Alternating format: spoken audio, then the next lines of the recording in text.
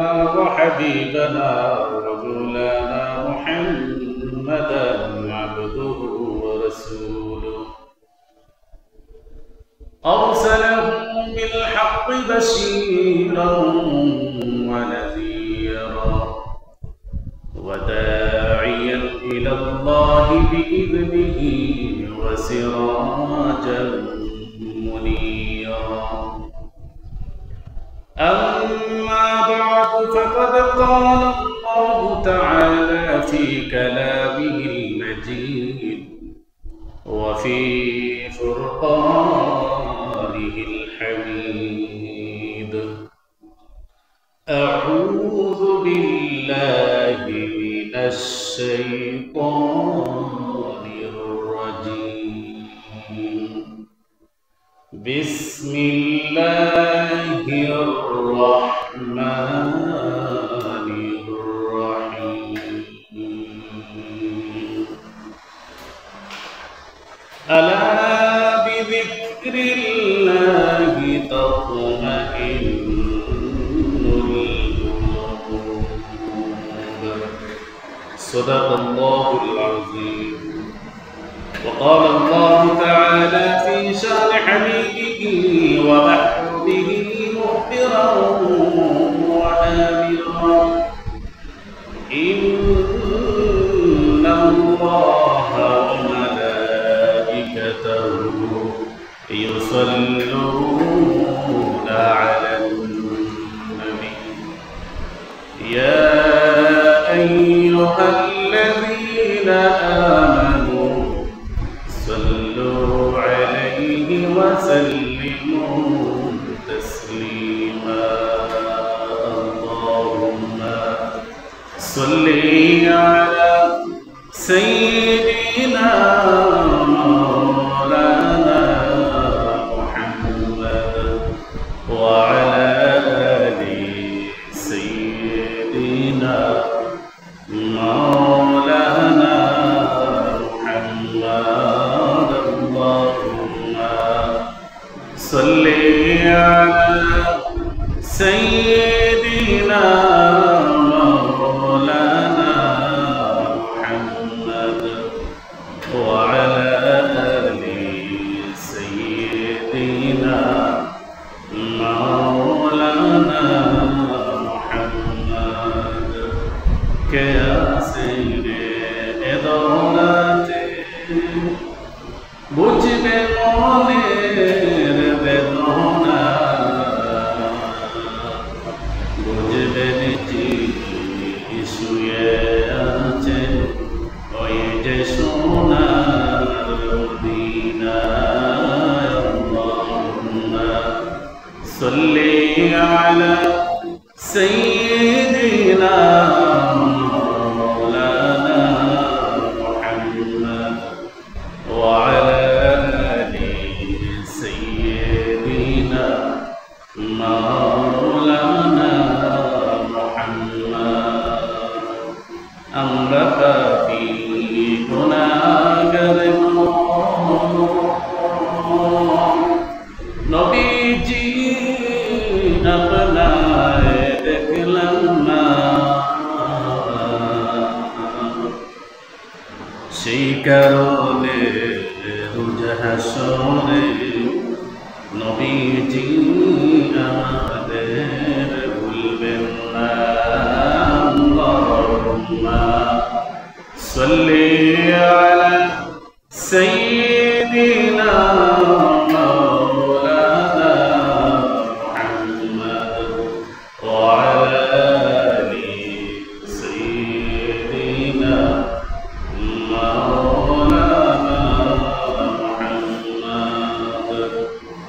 لا إله إلا الله، لا إله إلا الله، لا إله إلا الله، لا إله إلا الله، لا إله إلا الله، لا إله إلا الله، لا إله إلا الله، لا إله ইলাহা ইল্লাল্লাহু লা ইলাহা ইল্লাল্লাহ লা ইলাহা ইল্লাল্লাহু মুহাম্মাদুর রাসূলুল্লাহ সাল্লাল্লাহু আলাইহি ওয়াসাল্লাম। সম্মানিত হাজির উপস্থিত সলিয়ালে কেরাম বন্ধুগণ এবং ভাইরা পর্দার আলের পর্দানিশীন মা ও বোনের, সর্বপ্রথম আল্লাহ রাব্বুল আলামিনের দরবার অসংখ্য লক্ষ কোটি শুকরিয়া আদায় করি। আল্লাহ সুবহানাহু ওয়া তাআলা সাইয়্যিদুল আইয়াম ইয়াউমুল জুমআ জুমাবার দিন আল্লাহ রাব্বুল আলামিন দুনিয়ার ঝামেলা থেকে মুক্ত করে, দুনিয়ার ব্যস্ততা থেকে ত্যাগ করে আল্লাহ রাব্বুল আলামিন আমাদের সুস্থতার নিয়ামত রাখিয়া সর্বপ্রথম আল্লাহ রাব্বুল আলামিন পবিত্র ঘর মসজিদ আবার প্রতি নম্বরে রাখছেন। এজন্য আমরা মহান রাব্বুল আলামিনের দরবারে কালিমাতুশ শুকর আদায় করি, বলি আলহামদুলিল্লাহ। এবং তার সাথে সাথে হুজুরে পরমুর রাসূল করিম সাল্লাল্লাহু আলাইহি ওয়াসাল্লামের উপর অসংখ্য লক্ষ কোটি দরুদ ও সালাম পেশ করি। আল্লাহ রাব্বুল আলামিন আমরারে আশরাফুল মাখলুকাত অর্থাৎ সৃষ্টির মধ্যে সবথেকে সম্মানী করি আল্লাহ রাব্বুল আলামিন আমরারে বানাইছে। এই আদম সন্তানরে এত সম্মানী করি আল্লাহ বানাইছেন। আল্লাহ নিজেই বলেন, ওয়ালাকাদ কাররামনা বানি আদম, নিশ্চয় আমি আল্লাহ আদমের আওলাদকে সম্মান বেশি দিয়েছি। সুবহানাল্লাহ। আল্লাহ রাব্বুল আলামিন এই মানুষগুলোরে দুনিয়ার মধ্যে পাঠানো একটা কারণ হইল যে আমি আমার প্রতিনিধি আমার বান্দারে আমি পাঠাইবো, আর এরা দুনিয়ার যাইব, আর আমি আল্লাহরে ডাকবো, আমি আল্লাহর গোলামি করবো, আমি আল্লাহর ইবাদত করবো, আমি আল্লাহর জিকির করবো, আমি আল্লাহর জিকির করবো। আল্লাহ রাব্বুল আলামিনের উদ্দেশ্য হলো একটা, কেন এই দুনিয়ার জমিন মানুষগুলোরে পাঠাইলেন? দুনিয়ার জমিন মানুষগুলোরে পাঠানোর একটাই কারণ হলো আল্লাহ নিজেই বলেন, ওয়া মা খালাকাতুল জিন্না ওয়াল ইনসা ইল্লা লিয়াবুদুন। আমি মানুষ আর জিন জাতি, এই দুই জাতির দুনিয়ার জমিন আমি আল্লাহ রাব্বুল আলামিন পাঠাইছি একটা কারণে, আমার ইবাদত করবে, আমার গোলামি করবে, আমার দাসত্ব করবে, আমি আল্লাহর জিকির করবে, আমি আল্লাহর গোলামি, আমি আল্লাহর জিকির করবে, আমি আল্লাহর দাসত্ব করবে।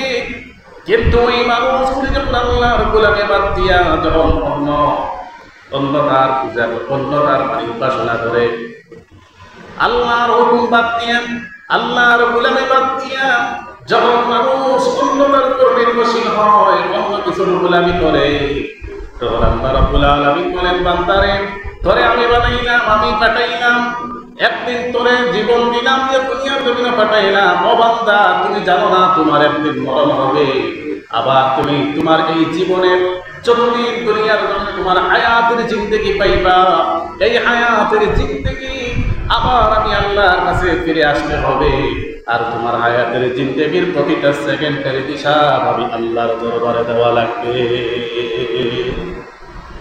দেওয়া লাগবে না, লাগতো না, যাওয়া লাগবে না, লাগতো না। আল্লাহ রাব্বুল আলামিন আমরা দুনিয়ার জমিনে মানুষগুলোরে, ইনসান এবং জিন, এই দুই জাতির দুনিয়ার জমিনে আল্লাহ পাঠাইছেন আল্লাহর গোলামি করবে, আল্লাহর ইবাদত করবে, আল্লাহর জিকির করবে, আল্লাহর দাসত্ব করবে।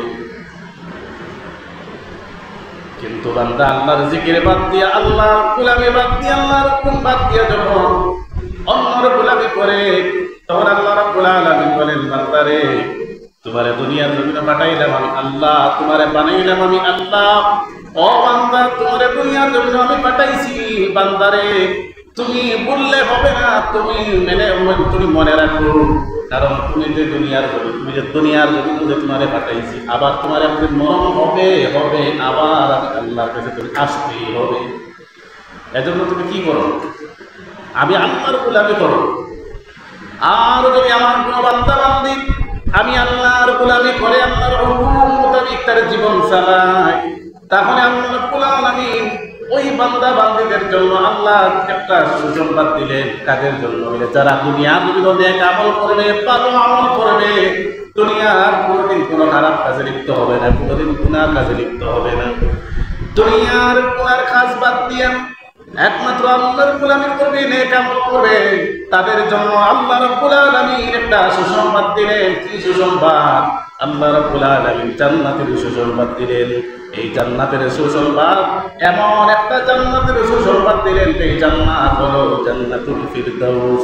অর্থাৎ এই জান্নাত হলো সবচাইতে বড় জান্নাত। সুবহানাল্লাহ, সবচেয়ে বড় জান্নাত। আল্লাহ রাব্বুল আলামিন বলেন, ইন্নাল্লাযীনা আমানু ওয়া আমিলুস সালিহাতি কানাত লাহুম জান্নাতুল ফিরদাউসি নুজুলা। আল্লাহ বলেন, ইন্নাল্লাযীনা আমানু, নিশ্চয় ঈমানদারেরা, ওয়া আমিলুস সালিহাত, যারা নেক আমল করবে, আমলে সালিহ অর্থাৎ নেক আমল করবে, তাদের জন্য কানাত লাহুম জান্নাতুল ফিরদাউসি নুজুলা। ওই বান্দা বান্দীদের জন্য আছে আমি আল্লাহর সবচেয়ে বড় জান্নাত। এই জান্নাতের নাম হলো জান্নাতুল ফিরদাউস। সুবহানাল্লাহ। এজন্য এই আমরা যখন আল্লাহর কাছে চাইবো, তখন জান্নাতুল ফিরদাউস আমরা চাইবো। কারণ জান্নাতের মধ্যে জান্নাত হলো 8টা। জান্নাত কয়টা? 8টা। জাহান্নাম হলো 7টা।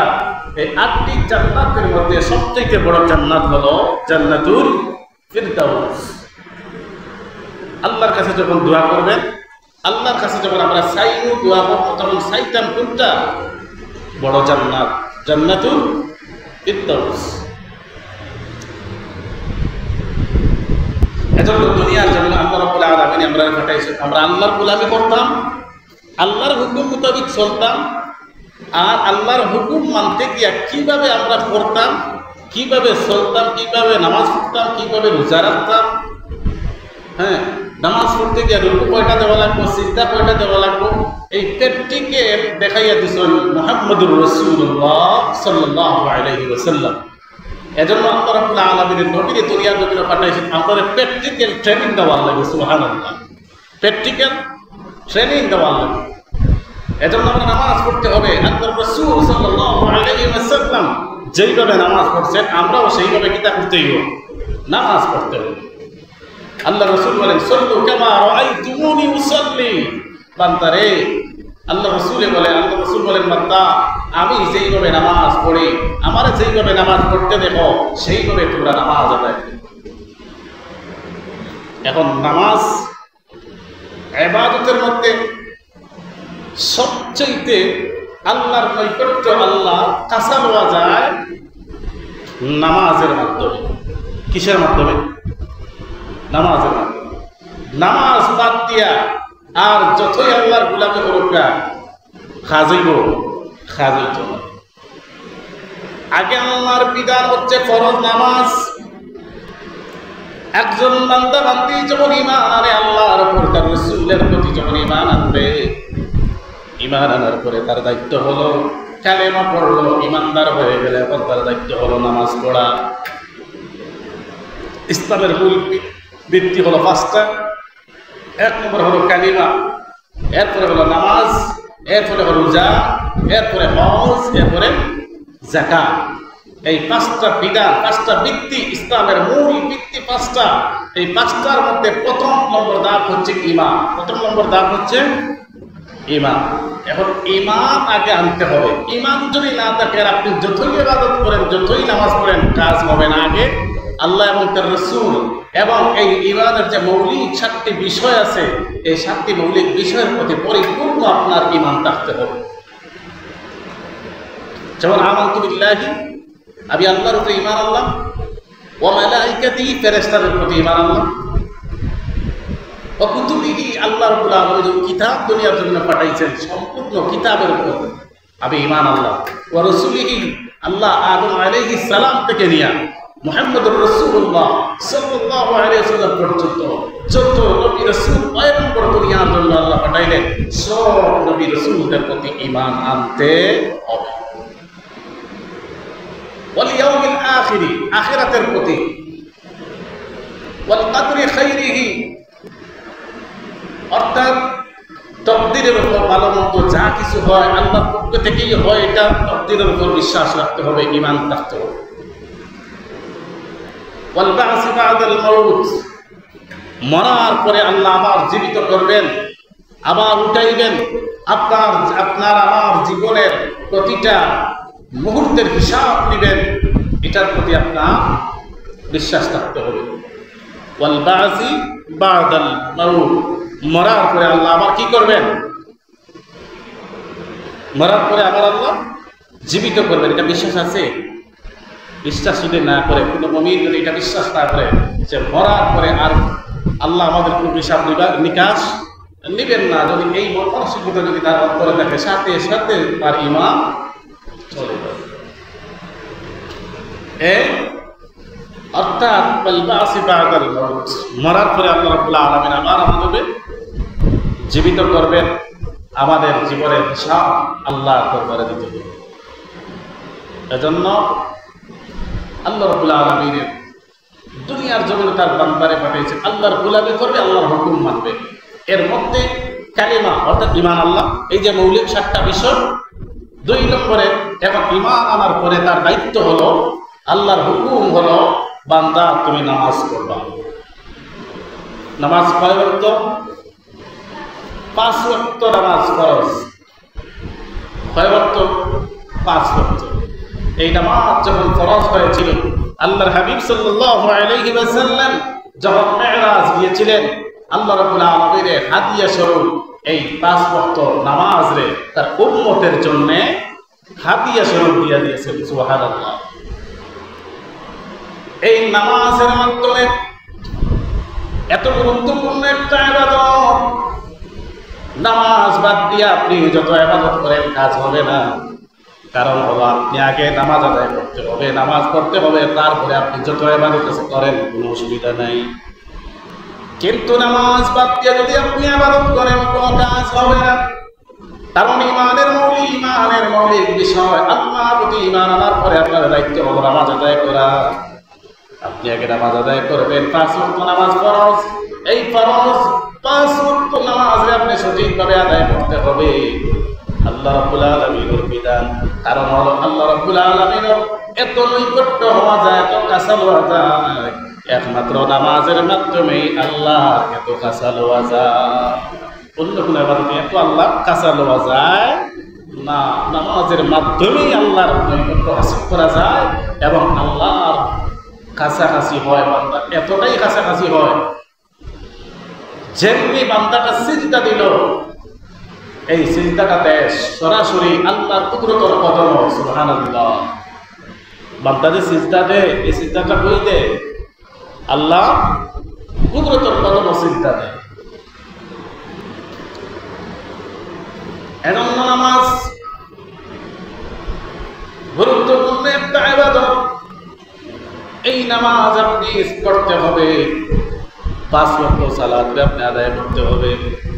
কারণ নামাজের মাধ্যমে আল্লাহর নৈকট্য হাসিল করা যায়, নামাজের মাধ্যমে আল্লাহর কাছে যাওয়া যায়। বান্দা যখন নামাজের মধ্যে দাঁড়ায়, আল্লাহর রাসূল বলেন as-সালাতু মিরাজুল মুমিনিন, নামাজ হচ্ছে মুমিনদের জন্য মেরাজ। মেরাজ মানে হচ্ছে আল্লাহর সাথে সাক্ষাৎ, আল্লাহর সাথে সাক্ষাৎ। ও মুসলমান, এই নামাজের গুরুত্ব দিতে হবে। নামাজ যখন দাঁড়াইবা এমন ভাবে নামাজ পড়তে হবে যেই নামাজ পড়লে আল্লাহ খুশি হন। এবং আপনি যখন নামাজের মধ্যে দাঁড়াইবেন তখন আপনার মন মানসিকতা থাকতে হবে কার দিকে? আল্লাহর দিকে। এমন ভাবে নামাজ পড়তে হবে الذين هم في صلاتهم خاشعون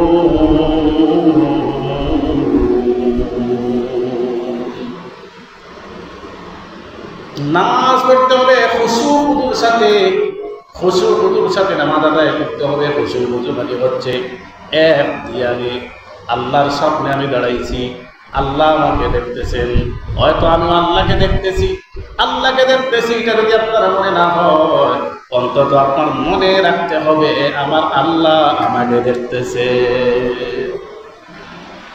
এটা মনের মধ্যে রাখতে হবে। অর্থাৎ খুশু নামাজটা সুন্দরভাবে নামাজটা আদায় করতে হবে। আর আল্লাহ বলছে আল্লাযীনা হুম ফি সালাতিহিম খাশিউন, তোমরা খুশুর সাথে কিতা করো, নামাজ আদায় করো। খুশুর মানে হচ্ছে একাকী চিত্তে, অর্থাৎ একেবারে ধ্যান ধারণা সব কিছু থাকতে হবে কার দিকে, আল্লাহর দিকে। মন মানসিকতা থাকতে হবে আল্লাহর দিকে। আমি যে নামাজের মধ্যে দাঁড়াইছি, আমি আমার প্রভুর দিকে, আমার আল্লাহর সামনে দাঁড়াইছি। এখন যদি আমি নড়াচড়া করি তাহলে ওই মনি কার সামনে, আল্লাহর সামনে। একজন মানুষ সাধারণত দুনিয়ার মধ্যে একটা কোর্ট কাছারিতে যায়, একজন ম্যাজিস্ট্রেটের সামনে যখন দাঁড়ায়, অভদ্রভাবে দাঁড়ায়নি, অভদ্রভাবে দাঁড়ায়নি না, ভদ্রতার সহিত দাঁড়ায়, আদবের সহিত দাঁড়ায়। ভদ্রতার সহিত না, অভদ্রতার সহিত, ভদ্রতার সহিত, নম্র ভদ্র, সেখানে দাঁড়াইয়া ভদ্র এরপরে নম্র সুরে কথা বলে কার সামনে, ম্যাজিস্ট্রেটের সামনে। কিন্তু মুসলমান এই ম্যাজিস্ট্রেটের চাইতেও বড় ম্যাজিস্ট্রেটকে আল্লাহ, যিনি আসমান আর জমিন বানাইলেন এবং আপনারে আমারে এই দুনিয়ার জমিন বানাইলেন, সবচাইতে ক্ষমতাবান আল্লাহ রাব্বুল আলামিন। আল্লাহ রাব্বুল আলামিন হচ্ছে রাজত্বের মালিক, আল্লাহ রাব্বুল আলামিন হচ্ছে পৃথিবীর মালিক, আল্লাহ রাব্বুল আলামিন হচ্ছে আসমানের মালিক, জমিনের মালিক, চন্দ্র সূর্য লৌহে কমল পাহাড় পর্বত নদী নালা খাল বিল গাছ তরুণতা যা কিছু আছে সব কিছুর মালিক হচ্ছেন একজন, তিনি হচ্ছেন আল্লাহ। আল্লাহ রাব্বুল আলামিন বলেন কুলিল্লাহুম্মা মালিকাল মুলক তুতিল মুলকা মান তাশাউ ওয়া তানজিউল মুলকা মিম্মান তাশাউ ওয়া তুইজ্জু মান তাশাউ ওয়া তুযিল্লু মান তাশাউ বিয়াদিকাল খায়র ইন্নাকা আলা কুল্লি শাইইন কাদির। কুলিল্লাহুম্মা মালিকাল মুলক, আল্লাহ রাব্বুল আলামিন বলেন কুলিল্লাহুম্মা মালিকাল মুলক, तमाम জগতের तमाम মুলকের মালিক হলাম আমি আল্লাহ। কুলিল্লাহুম্মা মালিকাল মুলক তুতিল মুলকা মান তাশা ওয়া তানজিউল মুলকা মিম্মান তাশা ওয়া তুইজ্জু মান তাশা ওয়া তুযিল্লু মান তাশা। আল্লাহ রাব্বুল আলামিন বলেন আমি तमाम রাজত্বের মালিক, কারণ একমাত্র আমি আল্লাহ এই तमाम রাজত্বের মালিক। ও বান্দা, একমাত্র গোলামি চলবে আমি আল্লাহ, হুকুম চলবে আমি আল্লাহ, যার জমিন আইন চলবে তার, জমিন যার, আসমান যার, আমারে বানাইছেন যিনি, আইন চলবে তার, হুকুম চলবে তার, তার হুকুম ছাড়া অন্য কারো হুকুম এবং গোলামি করা যাবে তাই বলি। জমিন যার, হুকুম চলবে তার, আসমান যার, হুকুম চলবে তার।